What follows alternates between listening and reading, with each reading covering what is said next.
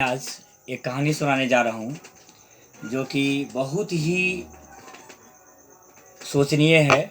और अभी का जो शिक्षा पद्धति है मैं उसके विषय में कुछ लिखा हूँ, उसको गौर से सुनना है। और वो कहानी है दो दोस्त का। दो दोस्त आपस में बहस करते हैं कि देखो दोस्त, जो सबसे कम पढ़े लिखे आदमी होते वो सबसे आगे अग्रिम स्तर को प्राप्त करता है, सबसे ऊंचा पद को प्राप्त करता है। तो दूसरा दोस्त बोलते हैं कैसे, ये कैसे हो सकता है, ये तो हो नहीं सकता है। तो पहला दोस्त बोलते हैं देखो होता है, अभी हमारे समाज में ऐसा ही हो रहा है। तो बोलते कैसे बताओ। तो पहला मित्र बोलते हैं ध्यान से सुनो, आज जो भी बच्चे प्रथम स्थान प्राप्त करते हैं वो बच्चे, उसका ख्वाब रहता है कि मैं डॉक्टर बनूं या इंजीनियर बनूं। और जो द्वितीय श्रेणी से करते हैं, पास करते हैं, वो बच्चे ये ख्वाब रखते हैं हमेशा कि मैं तो डॉक्टर नहीं बन सकता हूँ क्योंकि डॉक्टर के लिए परसेंटेज लिमिटेड है, या इंजीनियर के लिमिटेशन दिया गया है उसके लिए। तो सोचते हैं क्या कि मैं इंजीनियर भी नहीं बन सकता हूँ, ना तो डॉक्टर बन सकता हूँ, तो इसके लिए मैं एक काम कर सकता हूँ। तो वो क्या करते हैं, मैनेजिंग करते हैं, हॉस्पिटल मैनेजिंग कर लेते हैं या होटल मैनेजमेंट करते हैं, इस तरह का कोर्स करते हैं। बड़ी अफसोस की बात है कि एक मैनेजर के अंदर कई डॉक्टर काम करते हैं, कई इंजीनियर काम करते हैं। तो एक डॉक्टर या इंजीनियर जो प्रथम श्रेणी वाले थे वो एक सेकेंड डिवीज़न के श्रेणी वाले सेकेंड डिवीज़न पाने वाले बच्चे के नीचे काम करते हैं। उसी प्रकार से तृतीय श्रेणी के विषय में कुछ बोलता है कि तृतीय श्रेणी के जो बच्चे होते हैं, आश्चर्य की बात है कि वो ये सोच लेता है कि मैं तो ना तो डॉक्टर इंजीनियर बन सकता हूँ, ना ही मैं कोई मैनेजिंग कर सकता हूँ। तो वो बच्चे क्या करते हैं, वो राजनीति को अपना लेते हैं। और राजनीति अपनाने के बाद वो एक नेता बनता है, कोई मंत्री बन जाता है। तो वो मैनेजर और डॉक्टर, इंजीनियर, यहाँ तक कि बड़े बड़े अफसर उसके पीछे पीछे दौड़ते हैं, यहाँ तक कि उसका जूता भी उठाने के लिए तैयार हो जाते हैं और उसके नीचे काम करते हैं। और कुछ ऐसे भी बच्चे होते हैं जो कि थर्ड डिवीज़न के बाद भी एक डिवीज़न है फेल, जो फेल करते हैं। तो फेल डिवीज़न वाले बच्चे ये सोचते हैं कि मैं क्या करूं, मुझसे कुछ तो हो नहीं सकता है। वो चोर बदमाश हो जाते हैं, जिसका सहारा बड़े बड़े लीडर लेते हैं और उसके पीछे पीछे बड़े बड़े नेता घूमते हैं।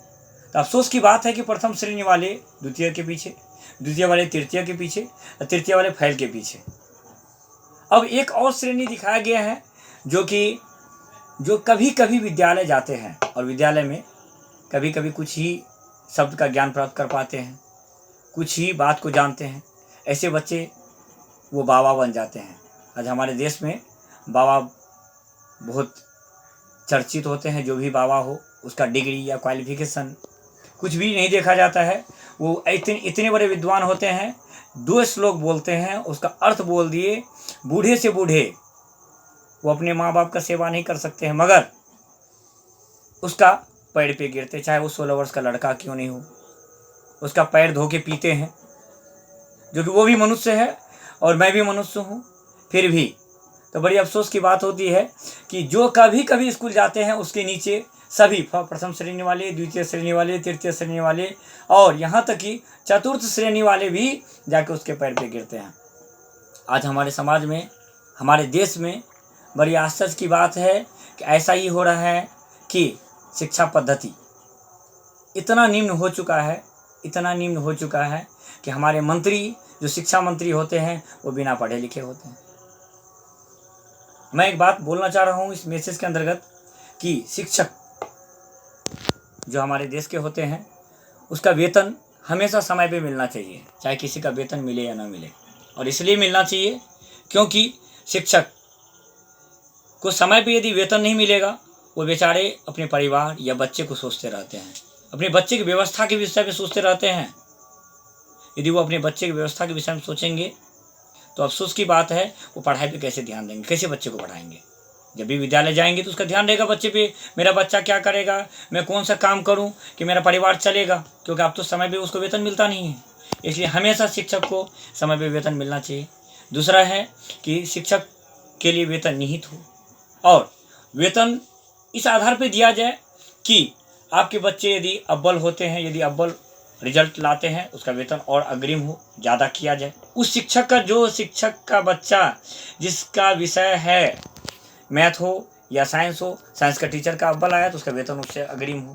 यदि इस विधि से शिक्षा पद्धति को अपनाया जाए तो अवश्य है कि हमारे देश में जितने भी सरकारी विद्यालय हैं, जहाँ 10-10 शिक्षक काम करते हैं, 12 शिक्षक काम करते हैं, वहाँ बच्चे विद्यालय नहीं पहुँचते हैं या तो पहुँचना नहीं चाहते हैं, यहाँ तक अभिभावक भी नहीं चाहते वहाँ भेजे बच्चे को। इसका मूल कारण क्या है कि शिक्षक ध्यान नहीं देने पढ़ाई पे, या तो और कई कारण हो सकता है। उसका जांच हमेशा होते रहना चाहिए, हमेशा जांच हो, हमेशा जांच प्रणाली बैठे, उसके लिए एक अलग टीम घोषित किया जाए जो कि बच्चे में अव्वलता आए, बच्चे हमेशा विद्यालय जाएंगे जब पढ़ाई होंगे। तो एक अफसोस की बात है, हम लोग सोचते हैं कि पेरेंट्स, सभी अभिभावकगण जग चुके हैं वो बच्चे को पढ़ाने हेतु, और पढ़ाने के लिए क्या करते हैं तो प्राइवेट स्कूल भेजते हैं जहाँ पढ़ने के लिए जगह हुए तभी तो भेजते हैं, जहाँ पैसा भी देते हैं अतः पढ़वाते हैं। तो ऐसा नहीं है कि सरकारी विद्यालय में गुणवत्तापूर्ण शिक्षक नहीं है, वहाँ भी बहुत अच्छे अच्छे शिक्षक हैं, मगर अफसोस की बात है कि नियमावली या कानून जो भी है वहाँ का वो सही नहीं होने के कारण सही ढंग से नहीं पढ़ाते हैं। नहीं पढ़ाने के कारण ही बच्चे विद्यालय नहीं पहुँच पाते हैं। आज ऐसा भी होता है कि विद्यालय में खुद टीचर लेट से आते हैं या तो वो समय का पालन नहीं करते हैं, कोई आज आते हैं तो कोई कल नहीं आते हैं। इसका सही ढंग से जांच हो, और हम समझते हैं कि यदि सरकारी विद्यालय में जितने शिक्षक हैं वहाँ पढ़ाई होगा तो गारंटी है कि प्राइवेट स्कूल कहीं भी नहीं दिखेगा। इसी शब्दों के साथ जय हिंद दोस्तों, जय हिंद।